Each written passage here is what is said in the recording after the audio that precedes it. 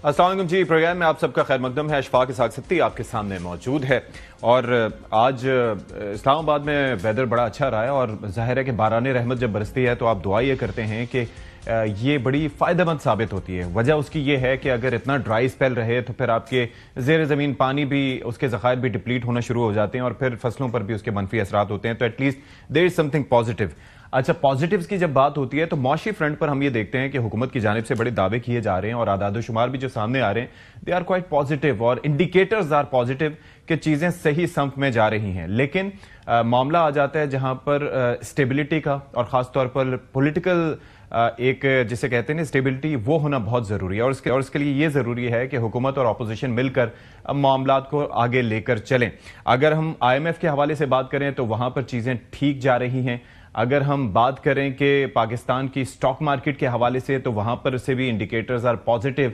बाकी बजट आगे आएगा, जाहिर है तो उसमें देखना होगा कि किस तरीके से जो सैलरीड क्लास है उसको गवर्नमेंट रिलीफ प्रोवाइड करती है, because that remains to be seen. फिर रमज़ान की आमद है तो इस मौके पर आवाम को रिलीफ फराहम करना एक बड़ी जिम्मेदारी हुकूमत की बनती है। साथ ही साथ माह रमज़ान में अगर हम ऑपोजिशन की बात करें तो पहले ग्रैंड अलायंस की बात हो रही थी और इस वक्त यह हो रहा है कि तहरीक इंसाफ की जानिब से यह फैसला किया गया है कि माह रमज़ान में मामला गालिबन कुछ ठंडा रहेगा, क्योंकि वो प्लान कर रहे हैं कि ईद के बाद कोई तहरीक चलाई जाएगी और फिर एक ग्रैंड अलायंस तश्कील पाएगा। और रमज़ान से पहले और अब कुछ दिन पहले तक जो हम सिलसिला देख रहे थे तो उसके अंदर हम तहरीक इंसाफ के अंदर ही मुहाज़ाराई देख रहे थे, हम अंदर ही ग्रोहबंदी देख रहे थे, हम अंदर ही बयानबाजी देख रहे थे। और उसका एक आपने कड़ी ये भी देखी कि शेर अफजल मरवत साहब को जिस तरह से पार्टी से बाहर किया गया, फिर उसके बाद बयानबाजी इधर उधर से जारी रही। वज़ीर आला साहब से मुतालिक भी कहा जा रहा था कि वो भी मुमकिन तौर पर हो सकता है कि वो भी चले जाएं, लेकिन अभी तक ऐसा नहीं है। ये कहा गया है कि बानी की जानिब से डायरेक्शंस हैं कि पार्टी ओहदा अपनी जगह और हुकूमती ओहदा अपनी जगह, वो अलग अलग होने चाहिए। तो फिर क्या ये मौका है रमज़ान का कि तहरीक इंसाफ अपने आप को रीग्रुप करेगी, एक पेज पर होगी पूरी पार्टी और उसके बाद फिर दीगर जमातों के साथ ऑपोजिशन की कोई ग्रैंड अलायंस बनेगा? और क्या मौलाना फजलुर रहमान साहब का उस पर मौक़िफ़ क्या होगा और वो किस साइड पर अपने पलड़े का वजन डालेंगे, ये देखना भी बहुत ही इंपॉर्टेंट है। तो आज जो मेहमान हैं उनसे तारुफ आपका करवाए देते हैं। राना अफजल साहब हमारे साथ मौजूद हैं पाकिस्तान मुस्लिम लीग नून की जानिब से। Thank you so much Rana साहब फॉर योर टाइम। और ऑन अब्बास बप्पी साहब हमारे साथ मौजूद हैं, तहरीक इंसाफ की जानिब से नुमाइंदगी करेंगे उनकी। तो ऑन अब्बास साहब आपसे ही स्टार्ट कर लेते हैं जी। क्या वाक़तन माह रमज़ान बड़ा बाबरकत महीना होता है, तो आप लोगों ने सोचा है कि इस दफ़ा सारा ध्यान जो है वो इबादत पर रखा जाए और उसके बाद फिर अपने मामलात फिक्स किए जाएं और एक रीग्रुप होकर फिर आगे बढ़ें? बिस्मिल्लाहिर्रहमानिर्रहीम। देखिए साथी साहब, नॉर्मली पाकिस्तान में वैसे भी रमज़ान में कभी भी कोई किसी किस्म की पॉलिटिकल मूवमेंट्स कभी हुई नहीं है, लेकिन हैविंग सेड दैट इसका ये मतलब बिल्कुल नहीं कि पाकिस्तान तहरीक इंसाफ खामोश हो जाएगी। अच्छा। हमने एक बाकायदा प्रोग्राम बनाया हुआ है पंजाब में, खासतौर में पंजाब की बात करूंगा, जिसमें रमज़ान के अंदर हम बहुत सारी जगहों पर अपने दफातर खोलेंगे, अपने कन्वेंशंस भी करेंगे, कहीं ना कहीं छोटे मोटे प्रोटेस्ट भी करेंगे, लेकिन जो एक लार्ज अलायंस के तहत जो बड़ी पॉलिटिकल मूवमेंट है अल्टीमेटली जो चारों सूबों से आएगी, सिंध, KP, बलोचिस्तान और पंजाब से, और अल्टीमेटली इस्लामाबाद भी उसमें शामिल होगा, वो अल्टीमेटली ईद के बाद होनी है। सो इससे पहले यकीनन एक छोटी मोटी मूवमेंट्स तो अपनी जगह पे जारी रहेंगी, लेकिन जो एक अलायंस इस वक्त बन रहा है, जो कि आपने ऑलरेडी खबरों में देखा होगा, उस मूवमेंट को कन्वर्ज करने का जो टाइम है यकीनन ईद के बाद होगा। तब तक हम अपनी सारी चारों रीजन्स, चारों सूबों को इतना एक्टिवेट जरूर कर लेंगे कि एटलीस्ट ईद के फौरन बाद हम सब तकरीबन उस मूवमेंट की तरफ सारे इकट्ठे कर स्ट्रगल कर रहे होंगे। राना साहब, do you feel relaxed now या was it ever threatening for your party और फॉर द गवर्नमेंट? बिस्मिल्लाहिर्रहमानिर्रहीम। देखें, अगर आप तारीख निकाल के देख लें तो पाकिस्तान में किसी किस्म की मूवमेंट, अभी खान साहब ने भी लॉन्ग मार्च की, उससे पहले भी ये स्ट्रीट प्रोटेस्ट करते रहे, लेकिन हुकूमतें जो हैं वो इन प्रोटेस्ट से गिरती नहीं है। 126 दिन का धरना भी इन्होंने किया। और देखें, जब गवर्नमेंट की तरफ से ये ऑफर हो कि आप हाउस में हम कमेटी बना लें और वहाँ मामला डिस्कस किए जाएं, क्योंकि वैसे भी पार्लियामेंट जो है वो सेंटर ऑफ ग्रेविटी होता है जमहूरियत का, और अगर वहाँ पॉलिटिकल जो राइवल्स हैं वो बैठ के अपने जो भी मसाइल हैं उनका हल निकाल लें तो ये जमहूरियत को स्ट्रेंथन करता है। अच्छा। लेकिन आपने जिस तरह देखा कि पहले भी मुज़ाकरात से PTI वॉकआउट कर गई اور جو اپنی دی ہوئی ڈیڈ لائن تھی اس سے پہلے ہی وہ مکر گئی مذاکرات سے، کیونکہ ان کا ہدف کچھ اور تھا. تو اب یہ اسٹریٹ پروٹیسٹ کی بات کر رہے ہیں اور گرینڈ الائنس کی بات کر رہے ہیں. تو دیکھیں گرینڈ الائنس تو پہلے تو ان کو with in P T I, جس طرح آپ اپنے انٹرو میں بھی کہہ رہے تھے کہ وہاں بنانے کی ضرورت ہے، کیونکہ پوری جماعت ایک تقسیم کا شکار ہے اور ایک دوسرے کے اوپر الزامات کی بوچھاڑ ہے. اچھا، اب اس مراحل سے یہ جب نکل کے دوسری گرینڈ الائنس کی طرف جاتے ہیں جس میں اور دیگر جماعتیں، تو آپ نے دیکھا ابھی خاقان عباسی صاحب کا بھی بیان تھا کہ اگر یہ پروٹیسٹ کریں گے یا سڑکوں پہ نکلیں گے تو یہ ان کا رائٹ ہے، یہ لازم نہیں ہے کہ جو گرینڈ الائنس ہے وہ اس میں شامل ہو. اور مولانا صاحب اور پی ٹی آئی کا کس چیز پہ الحاق ہوتا ہے، کیا وہ ڈائنامکس بنتے ہیں، یہ ابھی بڑی اس کے اندر کہ was it ever threatening for you? I mean یہ ٹھیک ہے کہ ابھی کچھ عرصے تک ماہ رمضان ہے، ظاہر ہے کہ اس کے اندر وہ کہہ رہے ہیں کہ ہم ایسی کوئی سرگرمیاں نہیں رکھیں گے، لیکن جب یہ بات ہو رہی تھی یا اس سے پہلے دے ور ایکٹیو اور یہ خبریں نہیں آئی تھیں کہ جی اندر پارٹی میں تھوڑا سا تقسیم ہے کئی معاملات پر، اس وقت تک was it threatening for you guys? دیکھیں اگر 126 دن کا دھرنا تھریٹننگ نہیں تھا تو یہ ان کا، اور ویسے بھی جو فل اور فائنل کال تھی 24 سے 26 نومبر کو وہ تھریٹننگ نہیں تھا، یوم سیاہ تھریٹننگ نہیں تھا. تو اب یہ بھی جو ان کے نعرے ہیں یہ کھوکھلے نعرے ہیں اور اس سے کوئی حکومت کو خطرہ نہیں ہے. یہ نیوسنس ضرور کریٹ کرتے ہیں، پولیٹیکل کلائمیٹ کے اندر انسرٹنٹی پیدا کرنے کی ان کی کاوش کوشش ہے.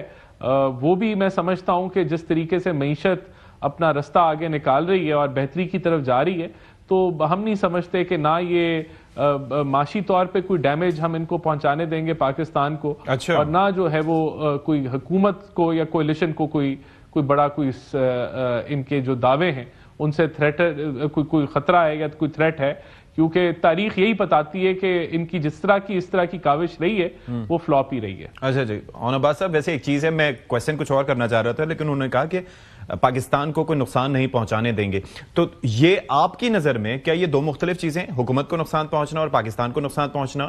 کیونکہ ایک ریاست ایک جگہ آ جاتی ہے اور ایک میں حکومت ہے جو کہ ان کی ہے. Do you see the difference?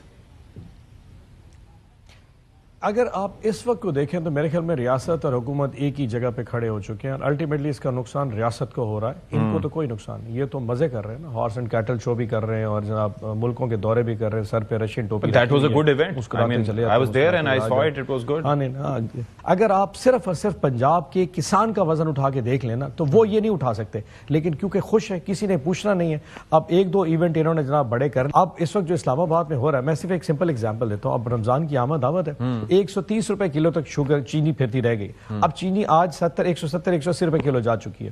کسی کو پرواہ بھی نہیں، نہ کوئی پوچھے گا، کوئی کسی سے پوچھنے والا نہیں ہے. ویسے ایک بات بتائیے سینیٹر صاحب کہ یہ جو ریئلائزیشن ہے کسی بھی چیز کی کریکشن کے لیے وہ بہت ضروری ہوتی ہے. ابھی جیسے کہ پارٹی کے اندر بات ہوتی رہی تو آپ کے کئی رہنما کہتے ہیں کہ جی نہیں ایسا کچھ نہیں ہے پارٹی کے اندر، ایسے کوئی بھی نہیں ہے، لیکن ہم نے بیان بازی دیکھی. فواد چودھری صاحب کا کوئی الگ سٹیٹمنٹ ہے، بیرسٹر گوہر صاحب کچھ اور بات کرتے ہیں، شیر افضل مروت صاحب جو کہ ابھی پارٹی سے باہر ہے وہ کچھ اور بات کرتے ہیں، اور جنید اکبر صاحب کوئی اور بات کرتے ہیں اور ان کی سپورٹ میں بات کرتے ہیں. اور پھر یہ بھی کہا جاتا ہے کہ بانی تک جو باتیں پہنچتی ہیں اس میں غیبتیں بھی کافی ہوتی ہیں. تو do you have that understanding کہ there is a problem with in the party that needs to be sorted? اچھا ستی صاحب یہ ذہن میں رکھیے گا، بر صغیر پاکستان کی جو پالیٹکس ہے وہ ہمیشہ انہیریٹنس بیسڈ پالیٹکس رہ گئی ہے، چاہے وہ پارٹیز کی ہوں چاہے حکمرانوں کی ہوں. تو پہلے دادا، پھر آگے اس کا بیٹا، پھر آگے پوتا ہے، so on and so forth. Similarly جو اس وقت دو پارٹی سسٹم پاکستان میں جو رہا ہے، پیپلز پارٹی اور پاکستان مسلم یونین کا، وہ بھی اسی بیس پہ ہے. نواز شریف صاحب، پھر مریم نواز، پھر آگے جنید، پھر حمزہ، پھر شہباز شریف اینڈ آن لون زرداری، بے نظیر بھٹو، پہلے ذوالفقار بھٹو، پھر بے نظیر بھٹو، پھر زرداری صاحب، بلاول ناصف and so on and so on. یہ واحد ایسی جماعت ہے جس میں انہیریٹنس کی، وراثت کی پالیٹکس نہیں ہے. اٹس بیسڈ آن آئیڈیالوجی، جس میں میرے جیسے کئی لوگ جو زمین سے اٹھ کے آئے، ورکری کرتے کرتے آج سینٹ تک جا پہنچے. جب اس طرح کی پالیٹکس ہوتی ہے وہاں آرگومنٹ تو ہو جاتا ہے، یہ تو نیچرل ہو گیا. لیکن آپ کی گورنمنٹ کے نتیجے میں آپ کی گورنمنٹ میں the ones who used to call the shots senator صاحب، وہ تو یا تو نامنتخب لوگ تھے یا پھر وہ لوگ تھے جو مختلف سیاسی جماعتوں میں رہ چکے تھے اور اس کے بعد آپ کی پارٹی میں آئے تھے. آپ جیسے لوگوں کو اتنا فیصلہ سازی کا تو اختیار نہیں ملا. میں صرف اب تھوڑا سا بات مکمل کروں، میں آپ کے پوائنٹ کی طرف آ جاتا ہوں. اتنے آرگومنٹ اور کانفلکٹ ہونے کے باوجود بھی پارٹی کو کوئی ڈینٹ نہیں پڑا. ہمارا اگر آپ 2011 میں چلے جائیں، اس وقت جہانگیر ترین صاحب بھی ہوتے تھے، شاہ محمود قریشی صاحب بھی تھے، اس وقت جاوید ہاشمی صاحب بھی ہوتے تھے، 3 بڑے جائنٹس ہوتے تھے اور تینوں ساؤتھ پنجاب سے. تب بھی کانفلکٹس تو ہوتے تھے. علیم خان صاحب بھی تھے شاید. سو جب تک اس پارٹی میں نہیں، میں اس وقت وہ 3 بڑے لیڈرشپ کی بات کر رہا ہوں. obviously جہانگیر ترین، جاوید ہاشمی ایک بڑے نام تھے، اور اس وقت ایشو کوئی نہیں بنا. اس وقت تو عمران خان صاحب جیل میں، تب بھی پارٹی میں اگر کانفلکٹ چل رہا ہے، جب تک اس کی لیڈرشپ الٹیمیٹلی اللہ ان کو زندگی اپنا زندگی دے خان صاحب، وہ جب تک اس لیڈرشپ ہے اور نیچے عوام کی ان کو محبت حاصل ہے، میرے جیسے تمام لوگ لڑتے رہیں، جھگڑتے رہیں، پٹھے ہو جائیں، سٹھے ہو جائیں، کچھ نہیں فرق پڑنے لگا. It doesn't matter. اس کی وجہ ہے کہ یہ جماعت اب عوام کی جماعت ہے. اس کے ڈیسیژنز بھی عوام لیتے ہیں، اینڈ یقین کریں اس کی جو پلس ہے، اس کی جو یعنی کہ یہ چیز غلط ہے یا یہ ٹھیک ہے، یہ عوام فیصلہ کر رہے ہیں. میں یا ہم سیکنڈ ایئر لیڈرشپ کہیں ڈیسائیڈ نہیں کر رہے ہوتے. سو خان صاحب کی جو پلس کے ساتھ اٹیچمنٹ ہے، ہی نوز اٹ. اور اس قسم کے آرگومنٹ سے کسی نے کسی کو مارا یا کوئی بات کر دی، کچھ بھی فرق نہیں پڑتا. یقین ہے کچھ بھی فرق نہیں پڑتا. یہ ایسے ہی چلتی رہے گی. اور پارٹی کو مطلب میرے خیال میں اس کو نیشنل لیول پہ ان ایشوز پہ بات کرنا فضول ہے. ہم ان پہ جاتے ہیں جو اصل میٹر کرتے ہیں عوام کے لیے. پارٹی کو کچھ نہیں ہو رہا ہے. جی رانا صاحب، یور تھاٹس آن دیٹ. کیا آپ کو لگتا ہے کہ واقعی جو ہے وہ leadership is connected and they are all in this sync? ابھی دیکھیں، ابھی ہم تو ڈیلیور کر رہے ہیں. ہم نے تو 1 سال کے اندر مہنگائی ہے اس کو 30% سے 2.5% پہ لے آئے ہیں. ایکسپورٹس 10% بڑھ گئی ہیں پچھلے سال کے بنسبت. 25% ٹیکس کلیکشن بڑھ چکی ہے، اس چیز کے باوجود کہ انفلیشن اتنی لو ہے اور گروتھ کی طرف اب ملک جا رہا ہے. تو ہم تو بوجھ تو نہیں، ہم تو ڈیلیور کر رہے ہیں. تو دیکھیں، اب جو دوسری انہوں نے بات کی کہ اگر یہ تقسیم بھی ہو اور اس میں لڑائی جھگڑے نارمل بات ہے اور یہ ڈیموکریسی کا حصہ ہے. دیکھیں، بات یہ ہے کہ خان صاحب کسی کے اوپر اعتماد نہیں کرتے، اس لیے انہوں نے جو فیصلہ سازی کی جو طاقت ہے وہ کسی کو دی نہیں ہے. ایک انہوں نے چیئرمین بنائے ہیں پی ٹی آئی کے، لیکن وہ کوئی فیصلہ نہیں کر سکتے. اور کوئی ایسی کوئی کمیٹی موجود نہیں ہے جہاں کوئی فیصلہ سازی ہو. تو ٹوٹل کنفیوژن کا شکار ہے. ہر لیڈر پی ٹی آئی کا چاہتا ہے کہ اس کی بات سنی جائے. ایک دوسرے کی شکایتیں لگاتے ہیں خان صاحب کو اور پھر وہاں سے خان صاحب فوراً کوئی فیصلہ لے لیتے ہیں. تو یہ کنفیوژن کا شکار ہے. اور جب ایک جماعت کنفیوژن کا شکار ہو تو نظر آتا ہے، انہوں نے کہا جی عوام ہمارے ساتھ ہے اور عوام جو ہے، تو وہ آپ نے جنید اکبر صاحب کی جو آڈیو ہے وہ بھی آپ نے سن لی، جو سوابی میں جلسہ ہوا تھا. وہ یہی کہہ رہے تھے کہ ایم پی اور ایم این اے بندے ہی نہیں لے کے آئے. تو عوام جس نے خود نکلنا تھا سوابی کے سرکاری جلسے کے اندر، وہ خود تو نہیں نکلی، لیکن M P A M N A بھی عوام کو نہیں نکال سکے اور وہ انہی کے احتساب کی. اسی طرح آپ نے دیکھا کہ جب 14 سال سزا ہوئی خان صاحب کو تو کوئی نہیں نکلا پورے پاکستان سے. یہاں تک کہ کے پی کے اندر بھی کوئی چھوٹا موٹا جلوس نہیں آپ کو نظر آیا. اسی طرح یوم سیاہ میں بھی اب پی ٹی آئی والے اتنے اچھے ہو گئے ہیں ان کے کارکن کہ اگر حکومت نے کہا کہ نہیں احتجاج کرنا لاہور میں، یا ان کو لاہور میں اجازت نہیں ملی، تو پورے پنجاب سے کسی نے جو ہے وہ وہ احتجاج کرے. Before I ask this question from Bappi صاحب، لیکن میں آتا ہوں سر آپ کی جانب. لیکن ایک چیز پہ میں ذرا آپ کو کہنا چاہوں گا، یہ جو آپ نے کہا نا کہ مہنگائی میں اضافے کی شرح وہ ٹھیک ہے، وہ نیچے آ گئی ہے، لیکن the relief should be provided to the people. جو یہ جو میکینزم ہے نا نیچے کے، وہ ابھی بھی آپ دیکھیں کہ یہ ماہ رمضان میں یہ بڑا ایک مہنگائی کا بڑا ایک آپ کو پتا ہے کہ ایک بازار گرم ہو جاتا ہے، منافع خوری کا بازار گرم ہو جاتا ہے. تو you need to fix it. اور دوسری چیز یہ ہے کہ آپ لوگ یہ کہہ رہے ہیں کہ اس کے اندر ٹیکس کلیکشن بڑھی ہے، لیکن آپ یہ تو دیکھیے کہ سیلریڈ کلاس کو ابھی تک ان کو کوئی ریلیف نہیں ملا، اور آگے بجٹ آنے والا ہے اینڈ پیپل آر ورڈ کہ what are they going to do about it. اس کے لیے بھی آپ لوگوں کو کوئی پلیج کرنا ہوگا کہ اس صورتحال کو فکس کریں. نہیں دیکھیں، آپ نے بالکل درست پوائنٹ اٹھائے ہیں. سیلریڈ کلاس بوجھ نہیں ڈل سکتا، بلکہ اس بوجھ کو کم کرنے کی ضرورت ہے. ہم اسی طرف کام کر رہے ہیں اور انشاءاللہ جو ٹیکس ریفارمز ہیں وہ اسی مقصد سے ہیں کہ ٹیکس ریٹ اب نہیں بڑھانا، ٹیکس ریٹ کم کرنا ہے اور ٹیکس ایویژن کو جو ہے وہ ہم نے کنٹرول کرنا ہے. اور دوسرا اس کو نیٹ کو براڈن کریں نا تھوڑا سا، اگر انشاءاللہ. ٹھیک ہے، میں ذرا جواب لے لوں. بالکل ٹھیک کہہ رہے ہیں آپ. اور جی بپی صاحب آپ کچھ کہنا چاہ رہے تھے. جی سر صاحب ایک عرض کروں، ویسے میں آپ اس گورنمنٹ کی انسینسٹیوٹی دیکھیں. انہوں نے کہا نہیں بڑا زبردست پرفارم کر رہے ہیں. آپ کے 2 صوبوں میں گورنمنٹ کی ریٹ کہیں نہ کہیں ختم ہوتی جا رہی ہے. کے پی کے صدرن پروونس جو آپ کے ڈسٹرکٹس ہیں اس میں, آپ کے جو بارڈرنگ ڈسٹرکٹس ہیں, مرج ڈسٹرکٹس ہیں ان میں, اور آپ کے بلوچستان میں کوئٹہ سے باہر آپ کی ریٹ ختم ہوتی جا رہی ہے. آپ نے کسی ایک منسٹر کو اس کے اوپر سٹیٹمنٹ دیتے یا بلوچستان کا دورہ کرتے نہیں دیکھا ہوگا. آپ نے آخری دفعہ شہباز شریف کو گوادر سے لے کے سبی کے درمیان کسی جگہ وزٹ کرتے دیکھا ہو یا آپ کے مرج ڈسٹرکٹس میں جاتے دیکھا ہو, بیکاز ان کو پتا ہے یہ وہاں پہ جا ہی نہیں سکتے. اب کسان کے ساتھ جو انہوں نے پنجاب میں کیا ہے, ان کی انسینسٹی دیکھیں. پنجاب جیسا صوبہ جس کی 60% گروتھ جو ہے, یہ 7% جو آپ کی امپلائمنٹ ہے وہ کسانوں میں, جو آپ کے فارمرز میں. اچھا 5,000 روپے من کے حساب سے پچھلے 3 سال سے گندم بیچتے رہے گا سارا پنجاب کا کسان. 5,000 من. آج دوسرا سال ہے 2,500 روپے من سے اوپر گندم نہیں جا رہی, اور یہ کہتے ہیں جی روٹی 14 روپے کی. او بھائی اگر روٹی 14 روپے کی کر دی ہے تو پھر گھی کو بھی آپ 400 روپے کلو کر دیں, پھر آپ چینی کو بھی 80 روپے کلو کر دیں. شوگر مل والے کو کہے نا کہ وہ چینی سستی کرے, آپ گھی مل والے کو کہے نا کہ وہ گھی سستا کرے, مجھے ایک بات بتائیں, ٹیکسٹائل مل والے وہ کپڑا سستا کرے. کیوں آپ کسان سے کہتے ہیں کہ وہ گندم سستی کرے کیونکہ روٹی سستی ہو جائے؟ اور یقین اتنی سخت نفرت ہے ان کے خلاف پنجاب کے کسان میں, لیکن کیونکہ ہارس اینڈ کیٹل شو ہو رہا ہے اور وہاں پہ گھوڑے ناچتے اور وہ گائیں پھرتے نظر آ رہی ہیں, سب اچھے کی رپورٹ ہے. میں یہ جاننا چاہ رہا تھا سینیٹر صاحب, آپ کی اگر پنجاب اسمبلی کی بات کریں تو وہاں پر اچھی خاصے ممبرز ہیں, تو آپ یہاں پر بیٹھ کے بات کر رہے ہیں, but why don't they talk about it, why don't they go out and you know talk to the government, یا اسمبلی میں اس پر اتنی آواز کیوں نہیں اٹھاتے؟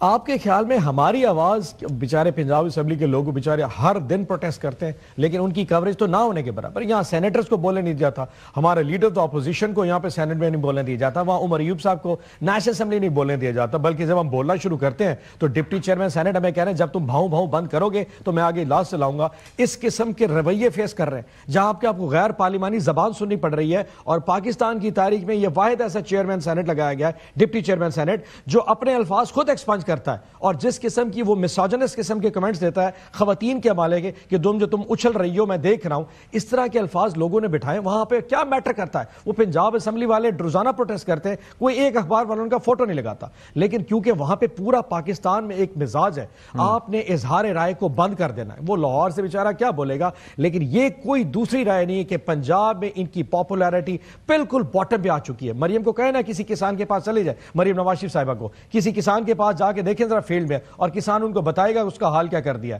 یعنی کہ آپ کی چینی 180 روپے کلو ہو گئی ہے, گنا آپ کا آج بھی 400 روپے من بک رہا ہے. سو ذمہ دار کو تو برباد کر دیا, اس کے بعد کر دی بڑی زبردست پرفارمنس ہے, نہ بلوچستان میں آپ کی پرفارمنس ہے, نہ ہم تو یہ کہہ رہے تھے, یہ سمجھ رہے تھے کہ پرفارمنس کافی اچھی ہے کیونکہ خاص طور پہ اس طرح کے ایونٹس بھی ہو رہے ہیں, وہ بھی بڑا کامیابی سے ان کا انعقاد. اور دوسرا یہ ہے کہ اوور آل ہم دیکھ رہے تھے کہ نچلے لیول پر چیزیں ہو رہی ہیں. اور 26 نومبر کو جب لوگ یہاں پر پہنچے تھے کے پی سے, اور جب وہاں سے پنجاب سے نہیں آ پائے تھے یا آئے نہیں تھے, تو اس وقت ایک امپریشن یہ بھی تھا کہ چونکہ نون لیگ وہاں پر کام کر رہی ہے تو اس لیے لوگ مطمئن ہیں کمپیریٹیولی, اور تھوڑا سا ان کی سائڈ پہ لیڈرشپ کا بھی فقدان تھا کہ وہ لوگوں کو نکال اس طرح سے نہیں پائے.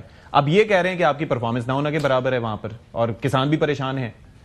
یور تھاٹس کیا ہے, کیا اصل کہانی؟ سب سے پہلے تو پرائم منسٹر کوئی آدھی درجن دفعہ جو ہے وہ بلوچستان گئے ہیں, اور بلوچستان کے بارڈر ایریاز جو ہیں ان کی ڈیولپمنٹ, کوئٹہ کی ڈیولپمنٹ, سولر کے پروجیکٹس انہوں نے وہاں لانچ کیے ہیں. بلکہ ابھی کچھ عرصہ پہلے جو ہے وہ پلاننگ منسٹر بھی گئے, اور جو انٹیریئر منسٹر بھی کافی دفعہ بلوچستان جاتے رہے.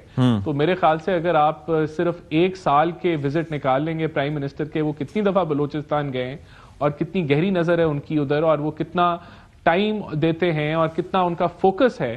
اور میں تو سمجھتا ہوں کہ نہ صرف انہوں نے جنازوں کو کندھا دیا ہے, بلکہ ہر اس جنازے میں وہ شامل ہوئے ہیں جہاں ہمارے افواج پاکستان نے اپنا جو ہے وہ لہو دیا ہے, وہاں وہ ہر جگہ پہنچے ہیں. تو وہ تو ایک دھڑکن کے ساتھ کھڑے ہیں پرائم منسٹر شہباز شریف صاحب. بارڈر ایریاز کے جو ایشوز ہیں ان کو بھی وہ دیکھتے ہیں, اور بلوچستان اور کے پی کے کی جو وفاقی ذمہ داری ہے اس کو بھرپور طریقے سے ادا کیا جا رہا ہے. جہاں تک پنجاب کے کسانوں کی بات ہے تو میں آپ کو بتاتا ہوں کہ گرین ٹریکٹر سکیمز لانچ کی گئی ہیں, solarisation of tube wells launch کیے گئے ہیں. کسانوں کی کوئی آدھی درجن جو ہیں وہ سکیمز کسانوں کی فیسیلیٹیشن کے لیے سستے لون سے لے کے ان کی ماڈرنائزنگ آف فارمز کے لیے بہت ساری پیکیجز جو ہیں وہ اناؤنس کیے گئے ہیں.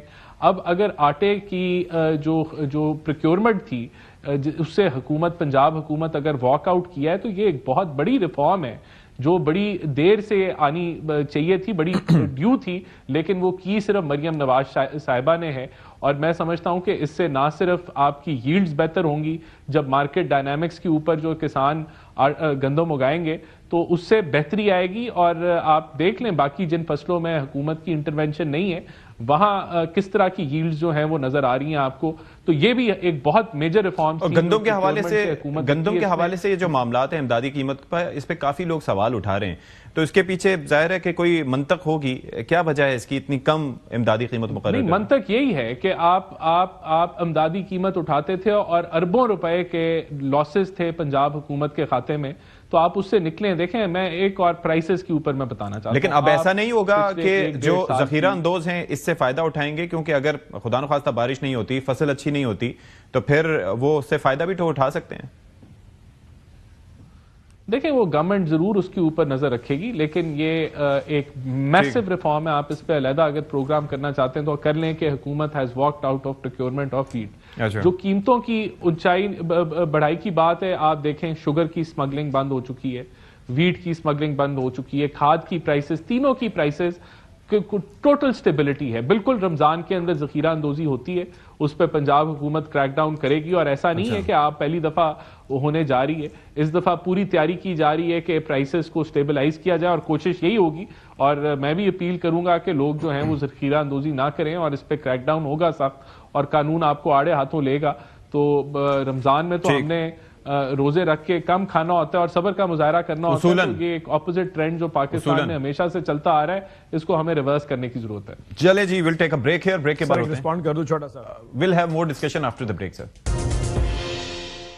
Welcome back. بریک پر جانے سے پہلے ہم بات کر رہے تھے اور سینیٹر اون عباس صاحب کچھ رسپونڈ کرنا چاہ رہے تھے. جی سینیٹر صاحب. میں صرف چھوٹی سی بات کو کسان کو آپ کے لیے کلوز کر دیتا ہوں. جو رانا صاحب نے فرمایا نا کہ جی وہ گرین ٹریکٹر سکیم دی جا رہے ہیں, آپ حیران ہوں گے 6 کروڑ کے قریب پاکستان پنجاب کی عوام ہے جو کہ اس پورے ایگریکلچر کے فیلڈ سے ریلیٹڈ ہے.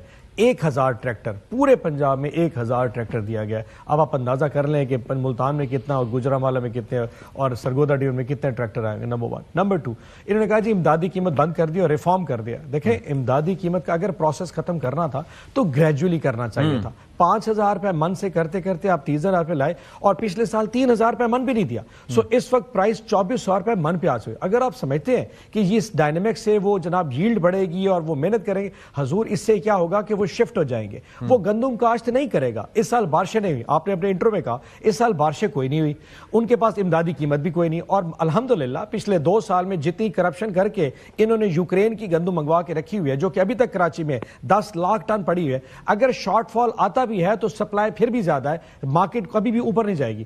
اس سال پھر کسان کو مار پڑنے والی. اور ہوگا کیا ستی صاحب, آج میری بات یہ مار کر کے لکھ لیں, اگلے سال پنجاب کا کسان گندم کاشت نہیں کرے گا. اور اللہ نہ کرے, میری زبان مطلب آئی ہوپ کہ دس از ناٹ ٹرو, اگلے سال قحط کی اور خوش سالی کی صورتحال آ سکتی ہے. آپ کو ویٹ کا کرائسس ہوگا, اور یہی گورنمنٹ بیٹھ کے اس وقت باہر سے گندم امپورٹ کر رہی ہوگی. اربوں ڈالر کے فارن ایکسچینج کے ریزروز استعمال ہوں گے, اور پھر کہیں جی گندم شارٹ ہوگی تو اس لیے باہر سے منگوانی. لیکن کیونکہ اس میں کک بیکس آئیں گے, اس میں پیسہ آئے گا, پھر یوکرین والا ڈرامہ ہوگا, اور اس کے بعد پھر 2 سال پھر ایسے چلتے رہیں گے. سو آج اپنے کسان کی گندم لینے کو تیار نہیں ہے, کل یوکرین سے یہی گندم منگوا کے کہہ رہے ہوں گے دیکھیں جی ہم نے باہر سے گندم. سو عقل کی بات یہ ہے کہ آپ منیمم پرائس مقرر کریں, کچھ بائنگ کریں تاکہ وہ اس کے اوپر کم از کم گندم اگاتا رہے. ادروائز وہ مکئی میں چلا جائے گا, وہ چاول میں چلا جائے گا, وہ رائے پہ چلا جائے گا. دس ول ناٹ بیکم. ہم ایگریکلچر کنٹری ہے, ہماری بیس یہی ہے. لیکن انسینسٹیو قسم کے اگر حکمران ہوں گے جن کو لوگوں کی تکلیفوں کا اندازہ ہی کوئی نہیں ہے. میں نے آپ کو کہا نا, ان کو بلوچستان اور کے پی کے سے کوئی لینا دینا نہیں, ان کو پنجاب کے کسان سے کوئی تعلق نہیں, ان کو سندھ کے کسان کے پانی سے کوئی ایشو نہیں ہے, بیکاز ریاست ان کا بوجھ اٹھا رہی ہے. جب تک ریاست ان کا بوجھ اٹھائے گی مزے لیتے رہے. الحمدللہ ہارس اینڈ کیٹل شو. لیکن مجھے ایک چیز بتائیے کہ آج ہم کرٹیسزم کر رہے ہیں, اور یہ مجھے لگتا ہے ہارس اینڈ کیٹل شو مطلب آپ کو کچھ زیادہ ہی برا لگ گیا ہے. لیکن بہرحال میں یہ کہہ رہا ہوں ایونٹ ہے تو let's appreciate it. If there is some thing مطلب فار دا انٹرٹینمنٹ تو ٹھیک ہے, لیٹس ہیو اٹ. میں یہ کہہ رہا تھا کہ بھائی یہ جو آپ کا ہی ظاہر ہے کہ بانی پی ٹی آئی کا ہی فیصلہ تھا کہ انہوں نے پنجاب میں بزدار صاحب کو وزیر اعلیٰ لگایا اور پھر انہیں وسیم اکرم پلس بھی قرار دیا. مطلب اور جس طریقے سے ان کے ناتجربہ کاری تھی یا پھر باقی جو عوامل کار فرما تھے, اور I don't know who was running the show back then, تو اس کی وجہ سے تو کوئی بھی آنا تھا, کسی نے بھی آنا تھا تو اس نے پرفارم ہی کرنا تھا, کیونکہ آدھا پاکستان ہے پنجاب آبادی کے لحاظ سے اگر ہم بات کریں تو. ڈو یو تھنک کہ یہ ڈیسیجن جو ہے وہ سوچ سمجھ کے اس وقت لینا چاہیے تھا؟ اچھا دیکھیں, بزدار صاحب کا فیصلہ غلط یا صحیح, لیکن جو اینڈ پہ پرفارمنس آئی میں اس پہ بہت راضی ہوں. ہمارے کم از کم میں دیکھیں, میں اپنے ساؤتھ پنجاب کی بات کروں, ہمیں آج تک جنوبی پنجاب کے صوبے کو کسی نے ایکسیپٹ نہیں کیا. آج کم از کم کہہ سکتا ہوں کہ ملتان کے اندر جنوبی پنجاب کا سیکریٹریٹ موجود ہے. 25 ارب روپے سے سیکریٹریٹ آدھا بن چکا ہے, اب بند کر دیا. اس وقت اس کو تالے لگا دیے. یہاں پہ اس وقت وہاں پہ گدے گھوڑے پھر رہے ہوں گے, کیونکہ obviously گورنمنٹ نے اس کو پیسہ کوئی نہیں دینا. بہاولپور کا سیکریٹریٹ بنایا تھا, وہ بھی بند ہو چکا. Additional I G, additional chief secretary Multan بیٹھتا, ان کو ٹرانسفر کر دیا, وہ بھی ختم ہو چکا. کم از کم ہمیں تو قسم کسی نے ریئلائز کیا کہ یہاں پہ ایک جنوبی پنجاب میں 12 صوبے ہیں, 12 ضلع ہیں جن کو ان کے رائٹس نہیں دیے جا رہے. سو آئی ایم پرفیکٹلی فائن. باقی اس کے علاوہ بہت سارے اور سے ریفارمز ہوں گے. سو بزدار کو ڈسکس کرنے کی وجہ اس کے اینڈ کے اوپر پرفارمنس کو دیکھ لیتے ہیں کہ خان صاحب نے جو ویژن دیا تھا وہ کم از کم پنجاب میں پورا ہوتا. کسان بھی خوشحال تھا, یہاں پہ ڈسٹرکٹس کو ان کی نمائندگی مل رہی تھی. یہاں پہ یقین کریں جو فارم ٹو اینڈ روڈ جس کو آپ کہہ رہے ہیں, جتنا ہمارے یہاں پہ ان سڑکیں بنی ہیں اس دور میں 3 سال میں, پورے 70 سال میں نہیں بن سکی. سو ہم بڑے راضی ہیں اس وقت دور سے جو ہمیں حکومت نے سرو کیا, پنجاب کی حکومت نے. But at that time, کسان کے بعد I just want to say at that time that vision was given by the Prime Minister instead of the Chief Minister who was the Chief Executive of the province. تو رانا صاحب your thoughts کے واقعتاً اتنا اس وقت جو ہے وہ vision رہا, اور یہ جو آگے جو صوبے کا معاملہ تھا یہ تو خیر ہماری بحث کہیں اور چلی جائے گی. تو ابھی کس وجہ سے آپ لوگوں نے کام روکا ہوا ہے وہاں پر؟ سیکریٹریٹ وغیرہ تو بن گیا تھا, اب کیا ہے؟ کام تو کہیں بھی نہیں رکا. بات یہ ہے, میں مختصر بات کروں گا. جو سیکٹری زراعت تھے وہ میرے خیال سے 17 یا 18 دفعہ تبدیل ہوئے تھے 4 سالوں کے اندر. یہ ان کی ریفارمز تھیں. جو مختلف سیکٹریز تھے ڈپارٹمنٹس کے, ان کے تبادلے لگاتار پولیٹیکل بیسس کے اوپر, اور ایک دکانداری شروع ہوئی تھی, اور یہ ایک مذاق بنا ہوا تھا. تو یہ ان کی ریفارمز تھیں. انہوں نے کہا کہ پتہ نہیں کتنے لاکھ سڑکیں انہوں نے بنا دیں, کتنے 1000 کلومیٹر. تو وہ تو ٹوٹ پھوٹ کا شکار تھیں. ڈیولپمنٹ تو ہمیں پورے پنجاب میں کہیں نہیں نظر آئی تھی, اور بدترین صورتحال تھی. تبھی تو بزدار پلس کو ساروں نے کہا کہ وہ فلاپ حکومت ہے, اور یہ کس طریقے سے. اور اس کے عوض اب جو اگر آپ کمپیریزن کر لیں تو سیکریٹریٹ بنانا جو ہے وہ گورننس نہیں ہوتی کہ آپ ایک سیکریٹریٹ بنا دیں. آلریڈی ایک پورا جو ہے وہ بیوروکریٹک سیٹ اپ موجود ہے, اسی کے اندر ایفیشنسی لانی ہوتی ہے. اب آپ دیکھ لیں, کمپیریزن کر لیں کہ کتنے تبادلے پوسٹنگز جو ہیں وہ سیاسی بنیادوں پہ ہو رہی ہیں, ایک بھی نہیں ہو رہی. اور کس شعبے میں پروجیکٹس لانچ نہیں ہو رہے, چاہے وہ ایجوکیشن ہو, ہیلتھ ہو, اور آل اکراس پنجاب. ابھی ستھرا پنجاب کو آپ دیکھ لیں, وہ یہاں لاہور میں نہیں ہے صرف, وہ سدرن پنجاب میں بھی, ملتان میں بھی ستھرا پنجاب جو ہے وہ چل رہا ہے. اور پہلی دفعہ جو رورل ایریاز ہیں وہاں سے کوڑا اٹھایا جا رہا ہے آل اکراس پنجاب. اور اس کے نتائج آپ اس کا آپ ایک سروے کرا لیں کہ کتنی بہتری ہے. جہاں تک دیکھیں یہ منیمم پرائس کی بات ہے, یہ منیمم پرائس جو ہے یہ ایفیشنسی نہیں لاتی. جو مارکیٹ ڈائنامکس ہیں وہ ایفیشنسی لاتی ہیں. پاکستان کی ایوریج 32-34 من گندم ہے فی ایکڑ, یہ ڈبل ہونی چاہیے. 60-70 من جو ہے وہ آپ کی ییلڈ بڑھنی چاہیے, ییلڈ آنی چاہیے. اور میرے خیال سے بڑا پوٹینشل ہے, اسی طرف ہم بڑھ رہے ہیں. ہم انشاءاللہ کوئی شارٹیج نہیں آئے گی.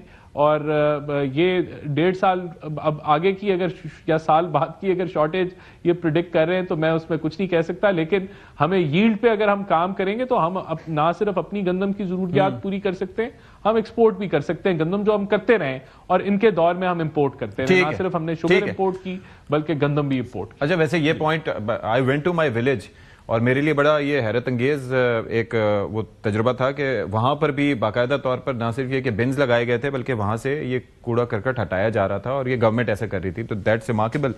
لیکن مجھے سینیٹر صاحب آپ ذرا یہ بتائیے گا کہ اب یہ جو چلیں, let's move forward from this debate, یہ جو آگے آپ کی تیاریاں ہیں, ایک تو پارٹی کی ظاہر ہے کہ آپس میں ڈسکشن ہوگا کہ آگے بڑھنا کیسے ہے. دوسرا یہ ہے کہ دوسری جماعتوں کو اپنے ساتھ ملانا, اور یہ ملانا کچھ لو اور کچھ دو کی بنیاد پر ہی آبویسلی ہوتا ہے. تو مولانا صاحب, آپ کو لگتا ہے کہ آپ کا اس طریقے سے ساتھ دے پائیں گے کہ وہ آگے آپ کی تحریک میں آپ کے ساتھ شانہ بشانہ ہوں؟ ستی صاحب دیکھیں ہمارا جو ہسٹوریکل بیک گراؤنڈ ہے مولانا صاحب کے ساتھ وہ اتنا کوئی زیادہ مزیدار نہیں رہا، کوئی مناسب نہیں رہا. ہم بڑے شدید قسم کے پولرائزڈ پولیٹیکل رائیولز رہ چکے ہیں. تو وہاں سے موو کرتے کرتے جب 26ویں آئینی ترمیم پہ ہم ساتھ بیٹھے تھے، 2 یا 3 نشستیں ہوئی، تو وہ کم از کم وہ دوریاں کم ہوئیں. اب آگے بڑھنے کا سفر جو ہے وہ بھی چلتا رہے گا اور اس پہ بہت ساری ایشوز ہوں گے. اب کوئی بھی پولیٹیکل الائنس ہمارے کہنے پہ اس وجہ سے نہیں بنے کیونکہ ہمارے اوبیسلی ایجنڈاز ڈفرینٹ ہوں گے. ہمارے ایجنڈاز میں پولیٹیکل پرزنرز ہیں، ہمارے ایجنڈا میں مینڈیٹ کی واپسی ہے. یقیناً ہر وہ شخص جو اس پولیٹیکل الائنس کا پارٹ بنے گا اس کے اپنے ایجنڈاز بھی ہوں گے. اب جو دوست بلوچستان سے آئیں گے یقیناً ان کا مینڈیٹ ایشو نہیں ہوگا، ان کا لا اینڈ آرڈر ایشو ہوگا. جو دوست سندھ سے آ رہے ہوں گے ان کا ایشو پانی ہو سکتا ہے. جو دوست کے پی سے آئیں گے یا جو مولانا صاحب اگر آئیں گے تو ان کے اپنے ایجنڈاز ہوں گے. تو ہمیں ہر بندے کے ایجنڈاز کو ساتھ کنورج کر کے ایک جوائنٹ اسٹریٹجی بنانی پڑے گی جس میں تمام پولیٹیکل پارٹیز کے اس اصلاحات میں، اس ریفارمز میں وہ ان کا حصہ ہونا چاہیے. obviously it's a long process، یہ کوئی اتنا آسان نہیں ہونا. اس میں بہت ساری نشستیں ہوں گی. مولانا صاحب اس وقت ملک سے باہر چلے گئے ہیں، یقیناً وہ پہلے ہفتے میں رمضان میں واپس آئیں گے. انہیں آلریڈی ہماری پارٹی کو اپنی کچھ ریزرویشنز کے حوالے سے انہوں نے اظہار کر دیا. اسد کیسر صاحب کو بتا دیا گیا ہے، ان کی خان صاحب سے ملاقات بھی ہو جائے گی، اس کا جواب بھی انشاءاللہ کچھ دنوں پتہ چل جائے گا. بٹ ہیونگ سیڈ دیٹ بہت سارے ایجنڈا جو ہمارے کامن ہیں. بلوچستان کے پی کے ٹھیک ہے رانا صاحب، it is a long road but ہماری کنورج کر رہی ہے. میں وہ کہہ رہا ہوں کنورج کرتی جائے کیونکہ ہمارے ایجنڈاز کامن ہے. اب لا اینڈ آرڈر تو ہمارا ایشو بھی ہے کیونکہ کے پی میں ہمارا لا اینڈ آرڈر کا ایشو ہے پڑا. ٹھیک ہے رانا صاحب، بلوچستان کا ایشو لا اینڈ آرڈر مولانا صاحب کا ہمارا بھی ہے. رانا صاحب آپ کو لگتا ہے کہ یہ جو کنورجنس ہو رہی ہے یا پھر یہ کوئی باقاعدہ طور پر آگے جو روڈ ہے، دیر از اے لانگ وے، آپ کو یہ کتنا عرصہ لگ جائے گا اس ساری چیزوں کو مطلب اسمبل ہوتے ہوتے یا پھر فائنلائز ہوتے ہوتے؟ اور کیا مولانا صاحب آپ کو لگتا ہے فطری اتحاد تو آپ لوگوں کے ساتھ ہی رہا ہے despite what you have done with ہم، لیکن وہ پھر بھی کہیں سے گھوم پھر کے ناراض ہو کے بھی آپ کے پاس آ جاتے ہیں؟ دیکھیں جو پی ٹی آئی ہے نا ایز اے سولو جماعت، یہ میں نے کہا جس طرح روگ ہو گئی ہے اور یہ ہارمفل ہے. یہ پاکستان کے مفادات کے خلاف چلنا شروع ہو گئی ہے اور اس کی میں آپ کو 1 درجن مثالیں دے سکتا ہوں. تو یہ جو میں اس کو پرسنل اپنا پوائنٹ آف ویو دے رہا ہوں کہ اگر یہ گرینڈ الائنس کوئی بن جاتی ہے جس میں دیگر اور جماعتیں ہوں گی تو ہم سمجھتے ہیں کہ جو یہ پی ٹی آئی کا ایک کردار بن گیا ہے وہ پھر ڈومیننٹ نہیں رہے گا، وہ پھر بیک گراؤنڈ میں چلا جائے گا. اور جو کردار اپوزیشن کا ہونا چاہیے، جو کہ ملک کے بڑے مسائل ہیں ان کا حل کا تلاش، حکومت کی تنقید، یہ رول اس طرف چلا جائے گا. تو میں تو اس کو مثبت سمجھتا ہوں کیونکہ اگر اس میں گرینڈ الائنس بن جائے گا وہ 24-26 نومبر کی انتشاری احتجاج کا حصہ نہیں بنے گا. وہ زمان پاک کی طرح پیٹرول بم نہیں مارے گا، اس سیاست کی وہ حامی نہیں ہوگی. جو مئی 9 ہے اس کی وہ حامی نہیں ہوگی. وہ آئی ایم ایف کو ایسا ڈوسیئر دینے کی حامی نہیں ہوگی جس طرح آئی ایم ایف کے پروگرام کو آپ سیبوٹاج کریں. یا وہ امریکہ کے پاس گلی گلی کوچا جا کے کانگریس مین سے خط و خطابت کرانے کی حامی نہیں ہوگی. یہ میرا انالیسز ہے. تو میں سمجھتا ہوں کہ اگر ایسی کوئی گرینڈ الائنس بن جاتی ہے وہ پاکستان کے مفاد میں ہوگی. تو یہ چیزیں کم از کم اس چیز کا حصہ میں سمجھتا ہوں کہ دیگر جماعتیں نہیں بنیں گی. تو اگر ایسا بن بھی جائے، کوئی ہو بھی جائے گرینڈ الائنس، تو اس کے بننے سے شاید پی ٹی آئی میں تھوڑی سی سینس آ جائے. اچھا سینیٹر صاحب یہ فرمائیے گا کہ اگر ہم ان ساری چیزوں کو اور یہ جو ماضی میں جو کچھ ہوا اس کو بھلا کے یہ سوچیں کہ آپ کو جو گورننس کے ایشوز رہے، یعنی کہ 2022 تک اگر ہم اپریل کے مہینے تک بات کریں اور اس سے پہلے جو معاملات رہے، جن وعدوں کو لے کر آپ اور جو ظاہر ہے کہ ایک عرصے کی تیاری کے بعد آپ حکومت میں آئے تھے، تو کیا ایسی چیزیں ہیں کہ جن کے اوپر آپ چاہیں گے کہ اس وقت ہمارا فوکس نہیں تھا، اگر ہمیں ملا تو اس دفعہ ہم ڈیفرنٹ کر دیں گے؟ What would that be? میرے خیال میں بہت سی ایسی چیزیں ہو سکتی ہیں. اب ہمارا پہلا سال تھا، مثال کے طور میں ایگزامپل دیتا ہوں، اس وقت علی وزیر کا پروڈکشن آرڈر جاری نہیں ہوا تھا جب وہ ایم این اے تھا. تو اس وقت اوبیسلی ہم تو بہت جونیئرز ہوتے تھے. تو میں سمجھتا ہوں جیسے آج سینیٹر اعجاز چودھری کا پروڈکشن آرڈر جاری نہیں کر پا رہی سینٹ کے چیئرمین ڈپٹی، انہوں نے کیوں ایشو بھی کیا، گورنمنٹ آف پنجاب اس کے اوپر جواب نہیں دے رہی. کئی ایسی چیزیں ہیں جن پہ آپ لوگوں کو بھی سبق سیکھنا چاہیے، جن پہ گورنمنٹ کو بھی سبق سیکھنا چاہیے. مثال کے طور پر معاشی پالیسی کا نہ ہونا. آپ یہ سوچیں ایک عرصے سے تیاری کر کے یہ کہنا کہ Asad Umar has all the solutions, اور اس کے بعد پھر آپ نے دیکھا کہ پہلے حفیظ شیخ، پھر اس کے بعد ترین صاحب، پھر حماد اظہر، یعنی کہ 4 وزراء خزانہ کا پالیسیز کا تسلسل نہ رہنا. نوکریوں کی بات کرنا، نوکریاں نہ دے پانا، گھروں کی بات کرنا، گھر نہ دے پانا. اکنامک ایشوز کے اوپر میرا کوئی قسم نہیں ستی صاحب جو اکنامک ایشوز تھا نا میں اس پہ بہت زیادہ ویری پراؤڈ آف دیٹ کہ ہم نے کم از کم 5.5% کی گروتھ لے کے دکھائی تھی. پاکستان کے ریکارڈ ریزروز ہم نے لے کے دکھائے تھے, ریکارڈ ریمیٹنسز بھی ان دنوں میں آ رہی تھی. آپ کا کنسٹرکشن سیکٹر, آپ کا ہاؤسنگ انڈسٹری, آپ کی ٹیکسٹائل پرفارم کر رہی تھی. پاکستان کا everything was performing. Pledges $3 billion کے ریمیٹنسز ابھی بھی آ رہی ہیں, حالانکہ آپ نے کہا تھا کہ نہ بھیجیں. دیکھیں ریمیٹنسز وہ تو خیر اس کی ریزن نہیں, ہم نے کوئی نہیں روکا تھا. خان صاحب نے کہا تھا کہ اگر انہوں نے یہ چیزیں ہمارے اقدامات نہ مانے تو ہو سکتا, لیکن اس کے اوپر کوئی فائنل ورڈکٹ نہیں آتا. So economic indicators were perfectly fine. Agriculture, textile, housing, construction اور تو باقی چھوڑیں, صرف آپ ہیلتھ کارڈ کے اوپر آ جائیں. دیکھیں ستی صاحب, میری اور احسان صاحب کی پولیٹیکل رائیولری ہو سکتی ہے, لیکن اس رائیولری کا اس غریب آدمی سے کیا تعلق ہے جس کو 10 لاکھ کا ہیلتھ کارڈ ملا ہوا تھا؟ یہ پائلٹ پروجیکٹ پیپلز پارٹی کے دور کا تھا, پتہ کروائیے گا. اچھا تو نہیں چل سکا نا, نہیں چلایا نا, نہیں چلایا نہ سندھ میں نہیں چلا سکے. اگر پائلٹ اس وقت تھا تو آج سندھ کے عوام کو ہی دے دینا. 4 کروڑ عوام سندھ میں بیٹھی, ہیلتھ کارڈ دے دے, کیوں علاج کے لیے. سو دا پوائنٹ ریمینز, بہت ساری چیزیں میں سمجھتا ہوں ہم سے غلطی ہوئی ہے, میں نے آپ کو اظہار بھی کیا, لیکن اکنامک انڈیکیٹر اس میں سے کوئی ایسی چیز نہیں تھی. Law and order was not in situation. ایک ہیگمنی ہو سکتی ہے جس میں پالیسی میکنگ میں کچھ لوگوں کے will have that discussion some other day, Senator صاحب, انشاءاللہ. Thank you so much for your time senator صاحب, thank you so much. Rana صاحب ابھی ہمارے ساتھ موجود ہے. Well take a break, break کے بعد آ کے پروگرام کو کنکلوڈ کریں گے. Welcome back. اور پروگرام کے آخر میں یہ جو پاکستان ہے, یہ جو ریاست خداداد ہے, یہ کسی ایک جماعت کا نہیں, یہ ہم سب کا ہے, یہ ساری سیاسی جماعتوں کا ہے. اور وقت یہ آ چکا ہے کہ ہم سب کو اس کی اونرشپ لینی چاہیے, ہم سب کو اس کو سنوارنے کے لیے اپنا رول پلے کرنا چاہیے. ہمارے سیاسی اختلافات کچھ بھی ہوں, اور ظاہر ہے کہ اختلافات ہونے چاہیے, اور اختلافات جمہوریت کا حسن بھی ہیں, اور ان اختلافات کا اظہار بھی کرنا چاہیے, لیکن عوام کی فلاح کے لیے, جمہور کی فلاح کے لیے سب کو مل کر کام کرنا چاہیے. اور اپنا مینڈیٹ یہ نہیں ہونا چاہیے کہ کسی ایک چیز سے اگر ریاست کو نقصان پہنچ رہا ہو تو وہ بھلے کر لو کہ اس سے ذاتی یا کسی پارٹی کو فائدہ پہنچ رہا ہو. تو یہ سب ہمیں مل بیٹھنے کی اور سوچنے کی ضرورت ہے. پروگرام سے فی الحال اتنا ہی. اشفاق ستی کو اجازت دیجیے. اللہ حافظ. ناصر.